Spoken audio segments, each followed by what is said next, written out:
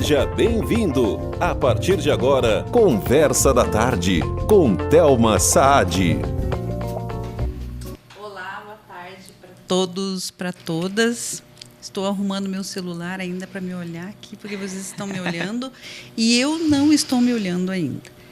Então, eu dei uma... agora. Viu que eu troquei de lugar? Como é melhor aqui. O que vocês acham? Fico do lado de lá ou do lado de cá? Enquete, Thelma Saad. Tá. Conseguiu aí, Raquel? Quase. Sai e entre novamente, que você já se vê aí. É para eu me ver. Uhum. Viu, gente? Aqui ao vivo, assim, com vocês, no bate-papo. Agora sim. Bem, estamos ao vivo, como eu falei para você, na live. Depois o pessoal da TV também vai ter, como ver também. E o pessoal da rádio, oi. Quase eu não digo oi para vocês. Oi, tudo bem? O que vocês acham da minha voz? É legal?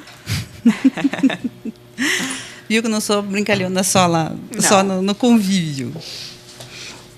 Bem, nós trouxemos hoje uma psicóloga diferente. Eu gosto de fazer coisa diferente, vocês sabem disso. Ela é uma psicóloga aprofundada, que eu falo. Né? É uma psicóloga que une as forças de todo mundo, porque, na verdade, você vai lá, faz a tua análise, mas você fica pensando assim, poxa, eu estou bem e o outro? Como é que eu vou saber conviver com o outro? Então, em vez de você tentar passar o que aconteceu na análise com você, que todo mundo não é todo mundo não é igual. Cada um tem seu jeito. Você vai lá, menina do céu, você faça isso que vai dar certo. Vai ficar... Não é assim. Cada um tem sua cabeça, tem a sua vida, tem o seu meio social, aonde cresceu, os seus parentes, então tudo é diferente. E eu sempre falo que essa análise em grupo, que essa coisa gostosa de cada um falar uma coisa, eu acho fantástico. Eu acho até melhor que a análise individual. É muito rico, não é, Thelma? Sim, você até troca experiências. Sim. E por isso que eu trouxe a Raquel para falar sobre isso hoje. Tudo bem? Tudo bem. Primeiramente, muito obrigada. Eu acho que é um prazer enorme estar aqui contigo, Thelma, de uma conversa muito simples de um domingo à tarde. A gente acabou se aproximando mais e hoje é um prazer para mim estar aqui com você, podendo conversar um pouquinho a respeito da psicologia e de um pouco do que eu faço também no meu dia a dia. Não só isso. Não só isso. Tararam. Nós vamos falar também de você. Olha só. Vamos falar de mim, então. Porque vamos conhecer, né? Eu vou apresentar a Raquel para vocês, o que ela faz, o que ela deixa de fazer, que é além da parte profissional. Vamos contar um pouquinho de você. Você é de Ponta Grossa, não é de Ponta Grossa? Porque hoje, o nosso Ponta Grossa, assim, ele é meio assim, não vinha tantas pessoas para cá, gente que é mais antigo, assim, o Mateuzinho, que é novinho, ainda já viu pessoas novinhas, assim, vindo de vários lugares, mas nós não, a gente vindo. Você é Ponta Grossense, eu sou Ponta Grossense, então era difícil achar uma pessoa que não era Ponta Grossense. E hoje tem essa oportunidade das pessoas estarem vindo para cá. Então, por isso que eu pergunto, você é Ponta Grossense ou não é Ponta Grossense? Não sou, Thelma. Eu sou de Santa Catarina, de Concórdia. Faz 12 anos que eu estou aqui em Ponta Grossa, então eu já me sinto, de certa forma, Ponta Grossense também. Eu vim logo depois de me formar e justamente porque eu sou de uma cidade muito pequena, Concórdia, né? Tem aproximadamente 70 mil habitantes. Me formei em Joaçaba, que fica lá pertinho, então é uma universidade bastante renomada na nossa região. E quando eu me formei, eu pensava assim, eu quero continuar estudando, eu quero continuar crescendo na minha carreira, tendo acesso e oportunidade de conhecer outros meios também. Em 2007, quando eu vim para cá, eu vim para trabalhar. Então, foi a minha primeira oportunidade de trabalho aqui em Ponta Grossa. Então, acabou que fui ficando, e hoje faz 12 anos que eu estou aqui. Mas você já conhecia aqui? Não. O dia que eu fui convidada para o processo seletivo aqui, numa das indústrias que eu trabalhei, eu peguei um mapa, que na época não tinha GPS e nem Waze. Não faz tanto tempo assim, só 12 anos. Peguei o mapa do meu pai, aquele da revista Quatro Rodas, risquei o caminho que eu tinha que fazer, elenquei quais cidades que eu tinha que passar para eu pegar o carro e vir de lá para cá. Vim sozinha, fiz o processo seletivo, fui aprovada e uma semana depois voltei com a minha mudança. Nossa! Foi assim que eu cheguei. Nossa! Essas histórias eu amo ouvir. E para fazer psicologia, o que você queria? Você queria outra coisa? Ficou na dúvida? Falou, é isso que eu quero. Sabe que a minha história com a psicologia foi uma história bastante curiosa, porque eu quis ser médica desde que eu me conheci por gente. E eu queria ser oncologista pediátrica, uma coisa assim... Nossa, direcionado. Bem quadradinho. Fiz vestibular uma ou duas vezes, não passei, acabei pensando assim, estou cansada de cursinho, não quero mais essa saga de vestibular, vou fazer psicologia, descanso um semestre, curso um semestre e depois eu volto para a medicina. E foi amor à primeira vista. Na primeira semana de aula, quando nós tivemos toda a introdução à psicologia, as professoras todas abrindo o leque do que a psicologia podia fazer, foi como se eu chegasse exatamente no lugar que eu devesse chegar. Eu tinha que estar lá naquela semana, naquele momento, para eu despertar para a minha missão. Então, acho que estar na psicologia hoje me faz muito mais feliz, talvez, do que se eu tivesse seguido a carreira médica. Eu gosto muito do que eu faço. E quando eu comecei a conhecer as vertentes da psicologia, que eu poderia atuar em clínica, social, escolar, jurídica, clínica, quando eu tive contato com a psicologia do trabalho, psicologia organizacional, foi amor à primeira vista. Eu já sabia o que eu ia ser quando crescer. Nossa, você é bem... objetiva, determinada, sou. Então, quando eu comecei a cursar, e foi curioso também, porque na faculdade que eu fiz, só podia fazer estágio a partir do 5º semestre. E eu consegui um estágio no 2º semestre. E para a faculdade autorizar eu fazer, eu tive que pagar supervisão à parte de um psicólogo organizacional que me assistisse durante esse estágio em que a faculdade não faria assistência.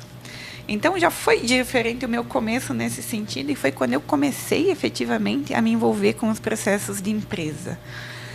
Quando eu comecei, era muito legal, assim, porque era aquela coisa, primeiros anos de faculdade, primeiro emprego, uma possibilidade infinita de atuação. Então, eu gostava muito, eu brincava que eu era muito corujinha, assim, adorava observar. Então, eu ia para reuniões, eu ia para treinamentos, eu participava de eventos e ficava observando as pessoas. Que comportamentos, que relacionamentos que se davam, de que forma que elas interagiam, quando uma discordava da outra, como que era a relação, né? A reação, na verdade, dessas pessoas. E isso foi enriquecendo tanto que aquilo vai despertando cada vez mais o meu prazer em estudar a psicologia, em conhecer mais do ser humano, mais do porquê que as pessoas interagem, como é que elas se colocam nos cenários ou nos contextos da forma que se colocam. Então, eu sou infinitamente apaixonada pela minha carreira. São 15 anos de vivência já em RH, com psicologia, trabalhando. Então, isso para mim é uma riqueza muito grande. E hoje, efetivamente, dia 24 de janeiro, foi quando eu comecei a minha carreira. Então, eu estou fazendo 15 anos hoje. Parabéns! Olha! Culminou num evento especial. Que honra minha! Veja só! Nossa, gente! 15 anos da menina hoje. Quase de idade também, como vocês podem ver, Com né? certeza, eu sempre falo. Eu tenho, sim, 17, 18, até em certas atitudes. Inclusive. Bem, e aí? Qual firma que você veio trabalhar aqui? Pode falar, vai não. Eu vim trabalhar na Metalúrgica Santa Cecília, que é a Esmagon. Era uma empresa que estava passando por um momento muito legal, porque estava passando da transição de modelo de gestão. E eu vim para substituir também uma psicóloga, filha de um dos donos que casou e seguiu o caminho dela na cidade que o marido escolheu para Meu Deus, que seguir. responsabilidade. Cidade nova. Uma responsabilidade dessa substituir a própria que estava lá, que é da família. Exatamente. Era uma família de engenheiros e ela era a única psicóloga. Então, primeiro já tinha emprego. esse estigma. Meu Deus. Mas foi uma experiência linda. Eu sempre falo que a Esmagon aqui, para mim, foi um laboratório incrível. Foi onde eu fui acolhida por Ponta Grossa, então fui muito bem recebida.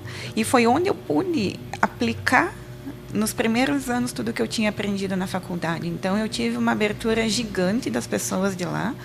Eu entrei numa posição um pouco menor, depois de 1 ano e meio eu já fui promovida a supervisora.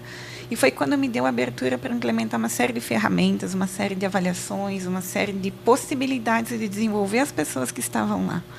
Até hoje eu hoje mesmo, encontrei uma pessoa que trabalhou lá comigo há 12 anos atrás, quando eu vim para cá, E ele me chamando pelo nome, agradecendo. Hoje ele é gerente de manutenção de uma grande empresa. Então, ele veio formando.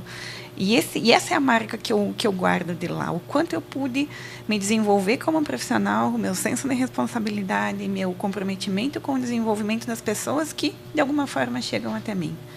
Eu acho que essa é uma das minhas marcas. Eu não consigo só passar. Eu tenho que dar um pitaquinho, eu tenho que dar uma contribuição, ainda que seja um abraço na pessoa. Então, eu acho que isso é bacana da minha história aqui em Ponta Grossa. E a Esmagon, para mim, eu tenho um carinho enorme. Eu tenho afilhado lá, que deixei, que hoje ainda segue como minha afilhada, é uma menina. Eu ia em velório de familiares que faleciam lá, eu ia batizado, eu ia formatura, eu ia em aniversário, porque era a forma como eles me receberam e me envolveram nesse contexto todo. Então, a Esmagon foi, para mim, a primeira experiência em Ponta Grossa. Eu já trabalhei numa cooperativa em Santa Catarina, mas aqui foi a Esmagon. Então, eu tenho um carinho enorme por eles. Por isso que eu digo, quando é para ser, é. E quando você vai e não vai contra a Sim. natureza, eu não sei o que é. Eu não sei, não posso, né?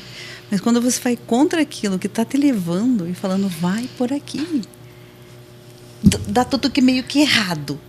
Aí você vai e fala, não, eu vou fazer isso. Aí, de repente, começa a dar tudo certo, tudo se entrosar, tudo ficar daquela maneira, aparecer coisas assim maravilhosas na sua vida que você até, olha, eu tenho isso como exemplo dentro da minha casa, que é isso, você tem que dar uma parada, você quer fazer uma coisa, quero fazer aquilo, mas dê uma parada e veja assim, o que está fluindo mais para você.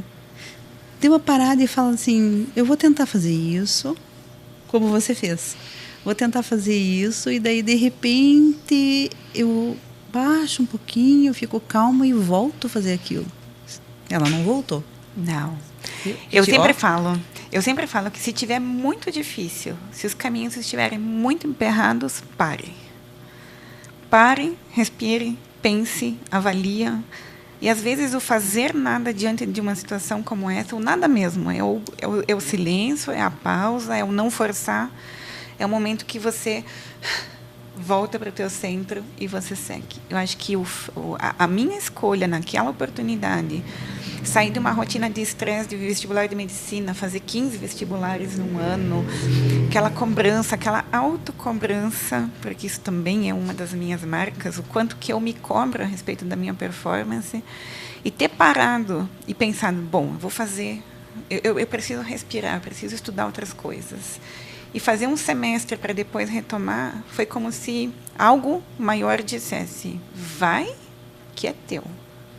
Na época, é uma história bem curiosa, e eu não gostaria que soasse diferente disso, nem arrogância, nem nada, mas eu fiquei em primeiro lugar de sistema CAF, que é um sistema das universidades particulares em Santa Catarina, e quando chegou o resultado em casa, porque o resultado ainda vinha pelo correio, em 2001, 2002, eu recebi aquilo e eu olhei posição no concurso. Eu olhei número 1. E eu ainda falei para minha irmã, eu falei, nossa, deve ser porque é a primeira turma, né, de psicologia, o primeiro semestre. E ela pegou o papel, ela disse assim, não, essa é a tua posição no vestibular. Falei, não, nada a ver, imagina, primeiro lugar, da onde? E fiquei batendo naquilo. Aí eu recebi um contato da universidade, me convidando para uma cerimônia para premiar os 5 melhores alunos que passaram no vestibular, os 5 primeiros colocados. E quando ela falou que eu tinha ficado em primeiro, eu falei, meu Deus do céu, que resposta é essa? Eu brinco que é a resposta do universo, né? Porque a gente não sabe classificar que é essa coisa maior que tem. E quando eu vi aquilo, eu pensei, não é à toa. Não vou fazer um semestre só para descansar. Eu acho que quando você está conectado com aquilo que você veio fazer nesse mundo, nessa vida, nessa existência, as coisas vão fluindo até que você se esbarre com aquilo que realmente é teu. Então, por isso que eu sempre falo, se tiver muito difícil, se tiver muito complicado, se muita coisa está dando errada, para um pouquinho, volta para o centro, se resguarde, que as respostas vêm. Nos meus 15 anos de experiência, não teve uma vez que tenha falhado. por teimosia minha, às vezes eu errei, porque não ouvi os sinais ou não percebi os sinais que me eram dados. Mas eles sempre vêm. Então, eu acho que esse é um olhar que precisa ter sobre nós mesmos. E por que eu gosto tanto da psicologia? Porque não importa onde eu trabalhe, não importa que empresa, em que instituição, em que meio, eu estou sempre trabalhando com pessoas. Então, não importa. É uma situação simples, é uma conversa na fila do banco, é alguém com quem você chegou, que, de repente, esse contato com pessoas é um alento que aquela pessoa precisa para aquele dia. Então, é isso que hoje me faz feliz na profissão que eu escolhi fazer. Ai, que bom, e deu tudo certo. E a gente vai continuar esse papo gostoso, só vou dar um intervalo e volto já para falar com vocês. Conversa da Tarde, com Thelma Saad. Conversa da Tarde, com Thelma Saad. Eu estava falando para ela que conversando, porque a gente fica conversando aqui depois também. Eu falei, nossa, meia hora já. Passou rápido, conversa boa passa rápido. Agora que você passou, que eu gosto assim, quando eu entrevisto uma pessoa aqui, eu gosto de passar esse exemplo de vida, não para cativar, não para a pessoa chorar, não aquelas coisas que fala. Eu gosto assim até para ajudar, porque a gente ajuda com esses exemplos muito, né? O teu exemplo, eu tenho o exemplo da minha filha também. Minha filha tentou 4 anos de medicina. Sim. Ela chorava todo dia. Ela começava a fazer vestibular com ela tomava 6 banhos por dia. Durante eu estava no hotel. Não deu. Agora tá lá em Odonto, amo Odonto. Meu Deus, abriu-se um monte de janelas para ela. Tá noiva, vai casar. Assim é a energia das coisas. Elas se conectam. Então você que tá aí, tá assim, quem sabe caiu. Você tá vendo isso aqui agora. Dá uma pensada aí. Relaxe, né? Vá fazer alguma coisa diferente. Quem sabe nessa coisa diferente você se acha. Exatamente. E conversando, continuando aqui, eu quero saber como que é a rotina de uma psicóloga fazendo essa parte de trabalho. Como que você chega, porque já lidar com um ser humano já é terrível, né? Quando se faz análise individual. Imagine com várias cabeças e tentar essas cabeças se encaixarem dentro de um ambiente. Porque tem uma lá que é de mau humor, não gosta de conversar muito, a outra fala pra caramba, daí a outra que fala pra caramba quer falar com aquela que não fala, aquela que não fala, essa mulher fala pra caramba. E aquela que fala diz assim, mas essa mulher não fala nada. Exatamente.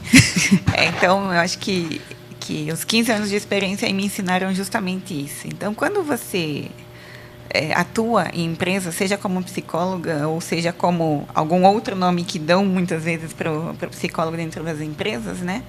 É quando você começa a fazer a leitura de cenários. Eu acho que o mais importante é isso. Quando você chega, por exemplo, você vai a uma festa ou vai a um churrasco de amigos em comum, mas você não conhece todo mundo. A primeira coisa que a gente faz, ou que um psicólogo faz, ou que um profissional da psicologia faz quando entra num ambiente, a primeira coisa é fazer uma varredura para entender que contexto é aquele. Você faz e aí não precisa nem ser psicólogo, você leigo, consegue fazer uma leitura de quem é mais falante, de quem é mais extrovertido, de quem é mais introvertido, de quem é o animador do grupo. E você começa a entender como que essas relações acontecem. Então, quando a gente fala de um grupo de colegas de trabalho em que está todo mundo na mesma posição, é um pouquinho mais simples, porque os objetivos são comuns. São colegas de trabalho, então vão executar aquela atividade, vão fazer aquelas funções. No final do dia, sai todo mundo e sai bem. Esse é o objetivo, pelo menos. Quando você começa a hierarquizar as relações, em que você começa a ter gestores, você começa a ter... Alguns lugares só tem chefes, outros têm líderes, e aí você começa a ter uma hierarquia, você começa a ter as relações de poder embutidas também nesses outros tipos de relações que já se dão naturalmente. E o psicólogo vem muito com esse olhar de como que você potencializa o que as pessoas já têm de melhor. Tinha uma corrente, há não muito tempo atrás, que trabalhava no sentido de que temos que trabalhar os teus pontos fracos. Você tem que ficar melhor no que você é fraco. Hoje em dia já tem uma leitura um pouco mais moderna a esse respeito, que é, se você é tímida, você não vai ser animadora de festa. mas você vai ser aquela pessoa que vai trabalhar tão bem nos bastidores, potencializando aquilo que você já faz de melhor, que é observar, que é planejar, que é deixar tudo disponível para aquele que tem essa habilidade maior de ir para frente do palco, fazer o que precisa ser feito, do que você tentar converter uma pessoa tímida numa pessoa extrovertida. Não vai acontecer de forma natural, vai ser um processo muito sofrido. Então, hoje, o que a gente trabalha muito nas empresas é fazer a leitura da pessoa certa, para o lugar certo, no momento certo. Não é corrigir falhas, é mitigar o impacto que as tuas falhas têm. Então, se você é mais tímido, mas você precisa participar de algum projeto, como que você consegue desenvolver minimamente a comunicação ou a extroversão para conseguir interagir com aquele grupo? Então, como é que você instrumentaliza as pessoas nesse sentido? E esse é um processo muito forte, Thelma, de promover o despertar para o autoconhecimento. Como é que eu sei o que eu faço de melhor? Por exemplo, eu vou dar um exemplo meu. Eu tenho pânico de rotina. Então, no RH, eu nunca trabalhei dedicado à parte de folha de pagamento, cartão ponto, encargos, aquela coisa que é rotina, que precisam ter uma dedicação exclusiva para aquilo. Eu sempre fui para a área de RH, para a área de desenvolvimento, em que eu pudesse trabalhar com o desenvolvimento das pessoas, com as competências das pessoas, em que eu pudesse formar plano de sucessão, que eu pudesse desenvolver executivos, que eu pudesse promover trabalhos ou projetos de desenvolvimento de estagiários. Os estagiários são ótimos, porque eles estão descobrindo quais são as habilidades deles. E estão captando tudo, sugando tudo. É uma das coisas mais gratificantes, assim, você formar trainee estagiário, porque você fornece a ferramenta e eles lindamente absorvem aquilo e você já vai entendendo como cada um funciona e você consegue, não digo direcionar, mas sugerir que eles avaliem qual caminho seja pertinente a cada uma das potencialidades. Então, hoje, se fala muito dessa questão de reforçar potenciais e não corrigir falhas. Porque tem muito da nossa essência. Você tem uma personalidade, seu esposo tem outra, sua filha tem outra, e ninguém vai ser um igual ao outro. Não é para formatar as pessoas para trabalharem de uma mesma forma. É como que cada um, com a sua particularidade, contribui para o todo. Ah, eu entendi. Quer dizer que a minha filha tem uma coisa boa a ser feita, que ela tem habilidade. Sim. O meu marido outra e outra. Nós juntamos todas e colocamos dentro daquilo para ter que eu posso dizer, uma efetividade no resultado, vamos um resultado assim. melhor. Exatamente. Isso você pode aplicar nas empresas, numa instituição de ensino, num grupo de família, num grupo de estudos, num grupo religioso, independente de que religião tenha, porque a gente sempre vai ter potencialidades diferentes. Então, se eu dependesse de trabalhar com rotina, eu ia aprender a fazer. Ia trabalhar feliz? Não. Não ia trabalhar feliz. Eu ia fazer porque aquilo, para mim, naquele momento era necessário, mas por muito tempo, não. Não ia conseguir. E é por isso que hoje a gente vê também, da mesma forma que a psicologia vê muito essa questão de trabalhar potencialidades, a gente olha o inverso. Quanta gente infeliz que tem fazendo o que não gosta. Aí torna-se uma pessoa amarga, chata, de mau humor. Exatamente. Onde nada tem um lado positivo, é sempre só enxergar o que tem de ruim, é nunca conseguir ver que existem outras possibilidades. Ela vai acostumando ou se reforçando, vamos chamar assim, naquilo que é negativo. Por isso que eu falo que quando tiver tudo muito ruim, que quando tiver tudo muito complicado, pensa um pouco. Será que esse é o caminho melhor a ser feito? E eu não estou dizendo vou pedir demissão, vou sair, vou fechar, vou abrir. De repente, dentro de uma mesma empresa, você pode ir para outra área. Você pode movimentar para outro segmento. Você pode atuar de uma outra forma. Você pode se envolver em projetos que te testem e que te desenvolvam em alguns aspectos. Hoje a gente fala muito nas empresas de médio e em grande porte em gestão de projetos, em que você vai receber um projeto novo. Vai ter a ampliação de uma linha nova. Vai ser implementada uma linha nova.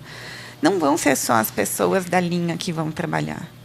Vão ser chamadas pessoas de outras áreas para que elas possam se envolver, para que elas possam colocar os pontos que afetam as outras áreas.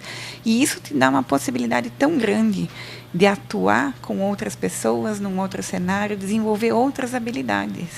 Até desenvolver outra coisa para o próprio produto. Perfeito, porque às vezes o engenheiro está tão focado na parte técnica que a usabilidade do produto final não foi tomada em consideração. É aquela coisa assim... Eu lembro que uma vez, eu não lembro qual foi o modelo do carro, mas que tinha uma propaganda ótima, que era um carro em que tinha 427 porta-treco. Tinha um espelhinho que baixava no parasol, tinha um negocinho para guardar o óculos, tinha um negocinho para guardar a garrafinha do lado da porta, tinha um porta-treco no meio. Por quê? Porque na hora do desenvolvimento do produto, foram convidadas pessoas de outras áreas e clientes, usuários finais, que pudessem opinar sobre o desenvolvimento daquele produto. Porque tecnicamente atendia, mas não era funcional. E aí, a gente sabe que a nossa bolsa carrega tudo e o nosso carro também carrega tudo. Então, você sempre tem um óculos no carro, você sempre tem um batom para retocar, você sempre tem a garrafinha da ginástica que fica, a garrafinha d'água da ginástica que fica no cantinho. Por que precisa ficar tudo solto? Então, esse é um pouco do papel da psicologia também, oportunizar um olhar diferente sobre as potencialidades de cada um, ao invés de ficar atuando no erro, ou na fraqueza, ou na debilidade que cada um de nós tem. O objetivo é despertar o autoconhecimento para que cada um entenda o que já entrega de melhor e o que não entrega de tão bom, e você potencializar aquilo de bacana que cada um tem para oferecer. Entendi. Eu até estava pensando uma maneira de falar aqui, porque às vezes nós, quando estamos no negócio, no quente da coisa, a gente fala, mas ela está falando isso, mas e se eu perder meu emprego? O que vai acontecer? Né? Ou chega um e fala, cara, não dá. O cara faz 20 anos que está aqui na firma. Não dá, empacou. Mas espera aí, se ele faz 20 anos que está lá e está sendo útil para a firma, sim, alguma coisa ele tem de bom. Exatamente. E quando a gente destaca essas pessoas, geralmente esse funcionário que está lá há 20 anos, que seja um bom funcionário, claro, ele é o cara que, quando recebe um funcionário novo, é o que vai treinar o novato. É o que, quando chega o equipamento novo, vai ser convidado para dar início à nova formatação. Ah, mas é um equipamento novo, precisa de um desenvolvimento diferente, um novo conhecimento. Possivelmente, esse funcionário, se ele não tenha toda a base ainda, ele vai fazer parte de um comitê. Ele vai dizer o que já funcionou, ele vai dizer o que não funcionou. O que é problema é quando esse funcionário de 20 anos está lá, realmente acomodado, e qualquer proposição de mudança que você faça, ele resista. Daí não dá. Aí não dá. É o que eu falei daquele cara que está de mau humor, que nunca gostou do que fez. Exatamente. Mas para que colocar computador se a gente sempre fez no papel? Gente, porque o computador facilita muitas coisas. Porque tem outras formas de você fazer. Ao invés de você ficar lançando no papelzinho, vamos colocar no sistema e qualquer um possa consultar. Então, tem todo um processo de... Eu acho que uma outra atuação legal, agora pegando o gancho com isso, de um psicólogo dentro das organizações, é trabalhar a cultura organizacional. A cultura organizacional é a identidade daquela empresa. Quando você entra numa empresa, você começa a perceber como que as relações se dão por conta dos valores que aquela empresa tem. Se ela é mais rígida, se ela é mais flexível, se ela é mais controladora, se ela é mais detalhista, se ela permite que você tenha uma autonomia maior dentro da empresa. Então, quando o psicólogo entra numa organização e consegue fazer a leitura desse cenário e começa a interpretar como que aquela cultura funciona, você tem chance de potencializar aquilo, é o que já tem de bom, tornar o diferencial efetivamente daquela empresa. Quando a gente vê aquelas revistas, por exemplo, 150 melhores empresas para trabalhar, ou então a premiação do Great Place to Work, que é o melhor lugar para trabalhar no mundo, que você começa a ver essas empresas. Por quê? Porque alguém muito sabiamente fez a leitura daquilo e potencializou o que a empresa já tem de melhor. E oportunizou aquelas pessoas que se adequaram àquele modelo de cultura, um ambiente em que elas pudessem ser cada vez melhores. E por isso que as empresas prosperam de uma forma exponencial. Porque muitas empresas acabam patinando. porque acabam querendo fazer do mesmo jeito sempre, porque sempre funcionou, então está tudo bem. Não inovam, não permite que as pessoas movimentem o ambiente. Então, acho que isso é bacana de um psicólogo dentro da empresa, quando ele é uma ferramenta, um instrumento de desenvolvimento efetivo de pessoas e de cultura. Olha, gente, eu não sei vocês, eu até quando a gente vem entrevistar uma pessoa, ela fala assim, olha, eu vou entrevistar, vou falar sobre isso. Você não, tanto para você saber perguntar também, a gente dá uma estudada na coisa, tá? Uhum. Mas eu não imaginava que era tão profundo assim. Deixa eu te contar por quê. Eu acho que vocês estão pensando nisso também. Eu imaginava assim que você chegasse na empresa e reunisse as pessoas e falasse assim, vamos conversar. Tem essa parte também. Mas é que eu pensei que era só essa parte. Não, essa é a primeira parte. E aí você vai conversar, você vai conhecer, você vai ver a cabeça de cada um, tal. E você vai sentar cada pessoa ali, ou um grupo de pessoas, e tipo, fazer aquela coisa de autoajuda, assim, que fica um círculo e tal. E cada um falar das suas coisas, do que é dentro da empresa. Eu imaginei, né? Mas eu não pensava que ia tão mais assim. É super bacana, porque quando a gente fala de psicólogo em si, tem um estigma muito forte, que é louco, tem problema e precisa ir para o psicólogo. Ou tem algum problema muito sério, precisa de psicólogo. Ou na empresa, o psicólogo é visto como a pessoa que faz o teste vocacional, ou o teste de seleção, ou o teste que vai validar ou não a aprovação dessa pessoa num processo seletivo.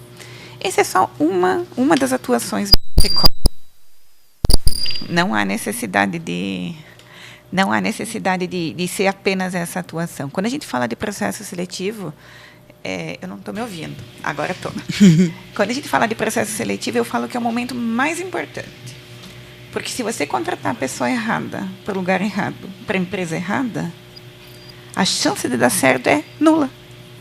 Não dá? Não dá.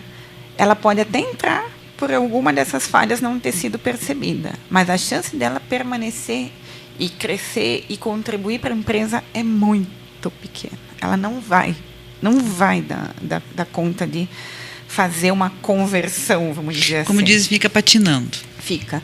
E quando a gente fala dessas atuações do psicólogo, quando eu me formei há 15 anos atrás, tinha esse olhar muito limitado, muito restrito. E pela atuação mais estratégica nas áreas de RH, em que a gente trabalha efetivamente com pessoas e desperta nelas o potencial, quem que faz as empresas crescerem? Não é o dinheiro, não é a máquina. São as pessoas que gerenciam o dinheiro e a máquina. Então, se você não despertar ou não cutucar essas pessoas para que elas não se acomodem naquilo que já sabem, é muito difícil você ter o engajamento real dessas pessoas no processo. Então, quando a gente fala da atuação do psicólogo, é justamente essa. Eu estou trabalhando agora com a minha consultoria em algumas indústrias, e um processo bacana que eu estou fazendo é a reestruturação da área de RH e o desenvolvimento de algumas áreas como a comercial, por exemplo. A área comercial e a área de executivos industriais. É muito legal quando você consegue mostrar para a pessoa que o conjunto de habilidades ela tem. Mas como é que ela oferece de uma forma diferenciada para a empresa para que ambas caminhem numa ascendente? Então, é muito legal esse movimento que está acontecendo de ter um olhar diferente sobre o psicólogo dentro das empresas. E você comentou, mas e se eu for mandado embora? E se eu perder meu emprego? Gente, muitas vezes é isso que precisa. É quando você consegue fazer um movimento ainda que involuntário para você parar, pensar e entender qual que é o teu caminho. Então, por isso que eu falo sempre, esse vai ser sempre o meu mantra. Se tiver muito difícil, se tiver muito complicado, para. Essa semana mesmo, na empresa que eu estou prestando consultoria, acho que foi na segunda-feira, eu falei, gente, não é sexta-feira 13, vamos parar com isso, né? Porque estava tenso segunda-feira. Eu falei, vamos fazer assim, para tudo, vamos tomar um café, todo mundo para agora, vamos tomar um café e vamos ver se a gente consegue pensar de uma outra forma sobre o problema que a gente tem aqui para resolver. Dispersamos um pouquinho, um falou da família, um falou do cachorro, um falou do gatinho que encontrou no final de semana, não sei o quê. Quando a gente voltou, começou a discorrer, não saiu a solução perfeita ainda, mas com outro peso, com outro olhar. Então, para. Em algum momento da vida, para, respira, pense, e aí sim, dá sequência. Sabe que até sozinho eu faço isso às vezes. O que eu amo de paixão é dança e música. E quando eu estou muito nervosa, agora antes tinha que ver a TV, colocar lá. Agora eu pego meu celular e começo a olhar aqueles festivais de dança, que tem aquelas danças de salão mesmo, que é virar a moça, virar assim, com aquelas músicas bem tchau, sabe? Marca. Aquilo vai me dando um troço assim, melhorei. Mas é isso mesmo, é você entender qual que é o teu gatilho, qual que é a tua válvula de escape, você reenergiza ali rapidinho e volta para aquilo que você precisa. Isso é muito, Thelma, pautado no autoconhecimento. Você já sabe qual que é o teu gatilho, você já sabe como que você reenergiza, você já sabe o que você precisa para voltar para o centro, vamos chamar assim, para descomprimir a pressão que você está recebendo. Eu sou muito assim. No dia a dia, minha filha também fez uma peru aqui. E ela falava assim, mãe, como tá inchado. E aquela unha feia, ela não fez a unha, ela não fez nada. Falei, vamos no salão. Você vai fazer a unha. Aí faça a francesinha. Pita de vermelho. Assim mesmo. É Ela quando você linda a mão dela. É quando você se prova. Você sai daquele status ali, conturbado, caótico, e você... Não, calma. Vai. Pinta de vermelho que eu quero ver outra mão. Exatamente. Então, é esse olhar que fala. Eu sempre falo que, sendo psicóloga, eu tenho a minha psicóloga, que me acompanha já há bastante tempo, que é justamente para quê? Para a gente não se perder. Para a gente seguir na mesma toada de que eu posso propor para você o autoconhecimento se eu não pratico. Então, tem todo esse olhar também do como a gente se desenvolve nesse espectro todo de trabalhar com gente. E deixa eu te falar uma coisa, eu ouvindo você aqui, deixa eu arrumar aqui, peraí. Mais para frente, mais para trás. Ok. Tá bom, Nico? Mais perto aí. Eu já estou terminando meu bate-papo aqui também, mas olhando você, você tem muito carisma. Porque tem pessoa que fala, você fala assim, e tá caindo aqui. Você fala, é difícil o papo, entendeu? Você ouviu o papo daquela pessoa e o teu flui. Foi, às vezes tem que mandar parar até. E eu falo pra caramba também. Eu falo que, para mim, uma das minhas habilidades já mapeadas é justamente a comunicação. Então, eu vou num banco, vou na fila do banco, vou na padaria, eu consigo fazer novos amigos, eu consigo conversar, eu consigo interagir. Não importa se é o menino da limpeza ou se é o presidente, eu converso. Então, eu acho que essa é uma das minhas potencialidades.